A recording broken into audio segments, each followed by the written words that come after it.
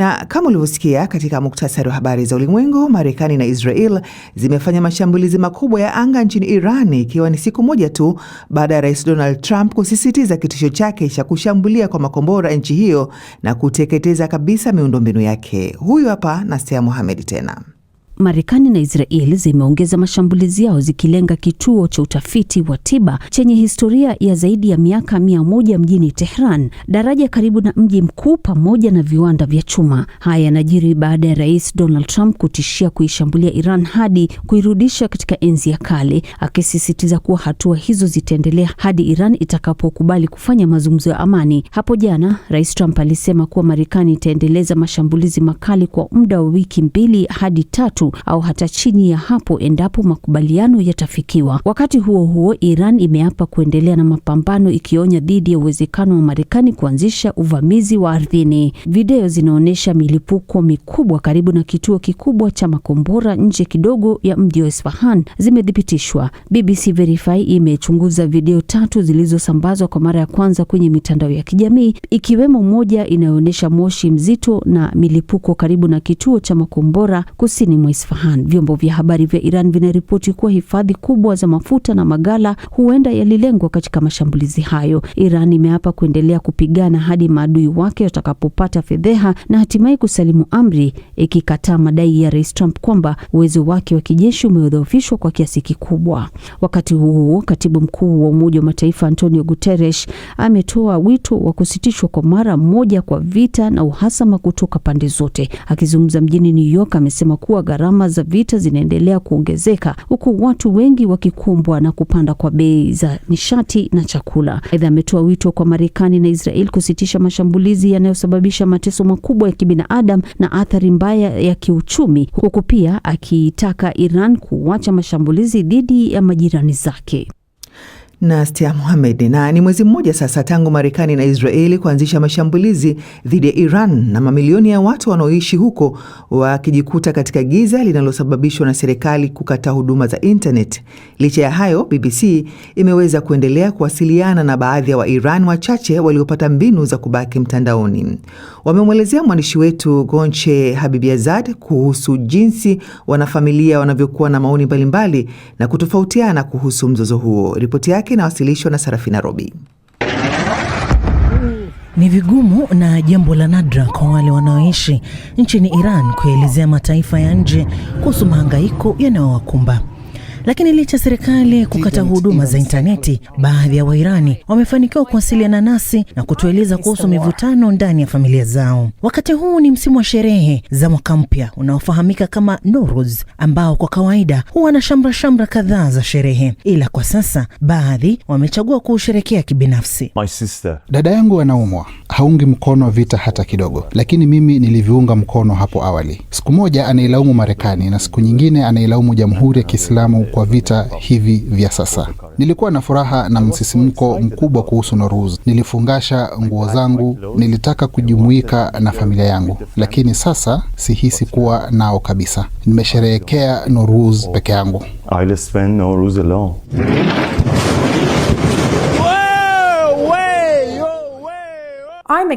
Mimi ninapinga vita hivi. Maelfu ya watu wasio na hatia wanaweza kuuawa vitani bila hata mtu yoyote kuwakumbuka.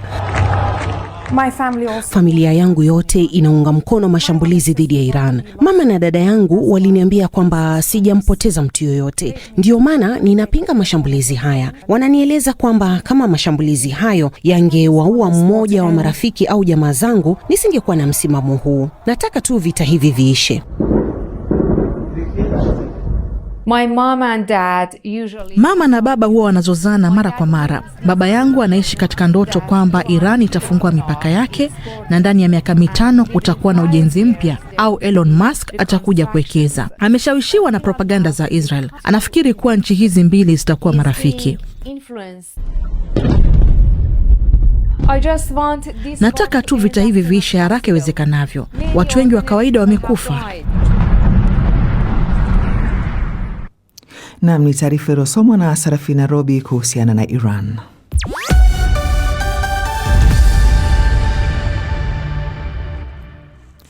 Waziri wa mambo ya nchi za nje wa Kenya amesema Wakenya 16 hawajulikani walipo nchini Urusi, huku wengine 47 wakirejea nyumbani kutoka mstari wa mbele wa vita nchini Ukraine. Hatua hii inakuja baada ya kuwepo kwa wimbi kubwa la raia wa Kenya sambamba na nchi nyingine za Afrika wanaosemekana kupigana vita nchini Ukraine ili kujipatia fedha zaidi. Na Ahmed Bahaj. Musalia Mudavadi aliambia kamati ya kudumu ya Seneti kuhusu usalama wa kitaifa siku ya Alhamisi ya kwamba idadi ya Wakenya waliopotea imeongezeka kutoka 10 hadi 16 ndani ya saa 24 zilizopita. Bado haijulikani kama Wakenya hao walipotea, wako hai au wamefariki dunia, huku 38 kwa sasa wakiwa katika hospitali mbalimbali nchini Urusi chini ya uangalizi maalum usioruhusu ufikiaji huru. Waziri huyo alisema inakadiriwa kuwa Wakenya 165 wanashiriki kikamilifu katika operesheni za kijeshi na kufanya jumla idadi hiyo kufika zaidi ya 250, ingawa alibainisha kuwa huenda idadi halisi ni kubwa zaidi. Kulingana na Mudavadi, Wakenya wawili wanashikiliwa na mamlaka za Ukraine kama wafungwa wa vita. Alisema waliojiunga walitia saini mikataba ya kudumu ama kama maafisa wa usafirishaji au katika majukumu yao ya mapambano. Kinyume na taarifa zinazoenea, wengi wa Wakenya waliojiunga na operesheni maalum za kijeshi huko Urusi walifanya hivyo kwa hiari na kwa kuuelewa kamili, Mudavadi aliambia kamati hiyo. Kwa mujibu wa waziri huyo, baadhi ya mawakala walioko Kenya, Urusi, Qatar na Umoja wa Falme za Kiarabu wanahusika na uandikishaji huo. Inaaminika wengi waliojiunga ni wanajeshi wa zamani, walinzi wa usalama na vijana wanaotafuta ajira nje ya nchi. Kenya imeanzisha uchunguzi kuhusu uandikishaji haramu wa raia wake kupigana katika vita vya Ukraine. Mudavadi aliambia BBC mwezi Februari kwamba mamlaka za Kenya zilifunga zaidi ya washirika 600 ya uajiri yaliyoshukiwa kuwadanganya Wakenya kwa ahadi za kazi nje ya nchi. Mwezi Februari, familia za Wakenya wanaoaminika kupigana nchini Ukraine zilifanya maandamano nje ya bunge mjini Nairobi zikidai serikali ichukue hatua na kuhakikisha kurejeshwa kwa ndugu zao. Mudavadi alikutana na waziri wa mambo ya nje ya Urusi Sergei Lavrov mjini Moscow katikati ya mwezi Machi ili kukomesha uandikishaji wa Wakenya katika jeshi la Urusi. Kufuatia mazungumzo hayo, nchi hizo mbili basi zilikubaliana kusitisha uajiri huo. Mudavadi aliwaambia wabunge kuwa wizara inaendelea kufuatilia kwa karibu maendeleo ya hali hiyo, ikifanya kazi kuhakikisha usalama wa raia na kuzuia uajiri wa aina hiyo wa unyonyaji. Maafisa wa Ukraine wanasema vijana kutoka nchi kadhaa za Afrika wamevutiwa kuingia vitani baada ya kupotoshwa na waajiri.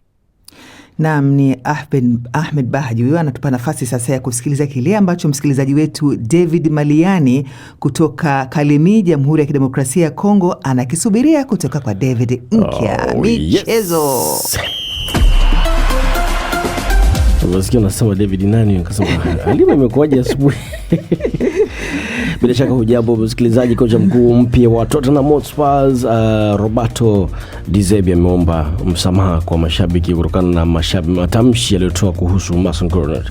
Uteuzi wa Mwitaliano huyo umepingwa na baadhi ya makundi ya mashabiki wa Spurs kwa sababu ya matamshi aliyotoa kuhusu mchezaji huyo wa zamani wa Manchester United ambaye alimsajili akinoa Marseille. Greenwood alikabiliwa na mashtaka ya kujaribu kubaka, kudhibiti na kulazimisha tabia na shambulio lililosababisha madhara ya mwili mnamo mwaka 2022 kabla ya kuondolewa kwa mashtaka yake, ambapo De Zerbi alikaririwa awali akisema kwamba mchezaji huyo alionewa. Kwingineko, Gabriele Gravina amejiuzulu kama mkuu wa chama cha soka cha Italia kufuatia kushindwa kufuzu kwa mara 3 mfululizo kwenye kombe la dunia. Mabingwa hao mara 4 wa dunia walipata kichapo kingine kwenye hatua ya mchujo walipofungwa 4-1 kwa njia ya mikojo penalty na Bosnia Herzegovina siku ya Jumanne. Hakuna mshindi wa awali wa michuano hiyo ambaye amekosa kombe la dunia mara 3 mfululizo, ambapo Italia sasa wameshindwa kushiriki nchini Urusi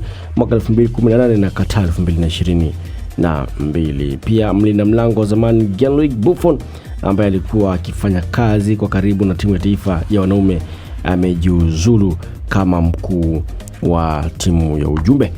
Kwenye tennis, Halima, bingwa wa Wimbledon Iga Swiatek atafanya kazi na Francisco Riog ambaye ni kocha wa zamani wa Rafael Nadal na Emma Raducanu anapojaribu kurejea katika makali yake. Swiatek wa Poland amekabiliwa na changamoto kushindwa kurejea katika kiwango chake cha mwaka 2026 huku akitupwa nje kwenye mashindano ya Australian Open na Indian Wells katika hatua ya robo finali. Mchezaji huyo wa miaka 24 ananuia kufanya vyema baada ya kushinda mataji yake 4 kati ya 6 ya Grand Slam kwenye French Open Nikimalizia na tetesi za soka leo, Halima. RB Leipzig wameweka bei ya pauni milioni 87 kwa winga Ivory Coast Yan Diomande mwenye umri wa miaka 18 anayelengwa vile na Manchester United na Liverpool. Saudi Pro League inazidisha harakati zake kumtafuta mshambuliaji wa Liverpool na Misri Mo Salah mwenye miaka 33 na wanazidi kuwa na uhakika wa kupata makubaliano naye kabla ya kombe la dunia ambapo vile linafanyika hivi. Naona unaonyesha kalamu nini? Umesema kombe la dunia ambalo linaelekea kufanyika siku si nyingi nchini Marekani. Basi kuna msikilizaji hapa. Marekani, Mexico na Canada. Basi kuna msikilizaji hapa yuko Boston, Marekani, Kefa Obanchi Ochiri anasema nakusikiliza vizuri na atafuatilia kombe hilo. Na namwambia kwamba huyu anasema kwamba ukilewa na matajiri hata haujui bili lipo muda gani. Unaulizwa tu huko sawa, na wewe jukumu lako kubwa ni kutapika tu.